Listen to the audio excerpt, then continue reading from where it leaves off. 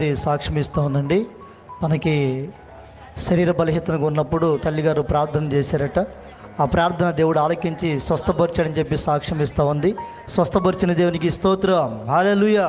మన మధ్యలో తల్లిగారు సాక్ష్యం ఇస్తూ ఉన్నారండి. పిడుగురాళ్ళ ప్రాంతం నుంచి వచ్చినటువంటి తల్లిగారు కృష్ణవేణి గారు తన యజమానుడు జాబ్లో ఉంటూ కరోనా సెకండ్ వేలో ఆయన నిద్రించడం జరిగింది. ఆర్టీసీ కండక్టర్గా చేస్తూ ఉన్నారు. అయితే తన చిన్న బాబు కూడా చదువుతూ ఉన్నారు. చదువుతూ ఉన్నటువంటి తరుణంలో జాబ్ కొరకు పెట్టుకున్నప్పుడు 7 నుంచి 8 సంవత్సరాలు వ్యవధి పడుతుంది ఈ బాబుకి జాబ్ రావాలంటే.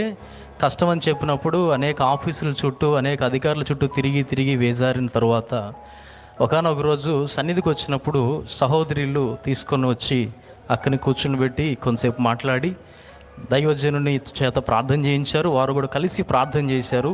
7 సంవత్సరాలు అయినా కూడా కష్టమైనటువంటి జాబు ప్రార్థన చేయించుకొని వెళ్ళిన తర్వాత ప్రేయర్ టవర్లో దేవుడు వెంటనే పిలిచి మున్సిపాలిటీలో ఒక జాబ్ అనేది ఆ బిడ్డకి రావడం జరిగింది. కార్యం చేసిన దేవునికి స్తోత్రం, దేవునికి స్తోత్రం.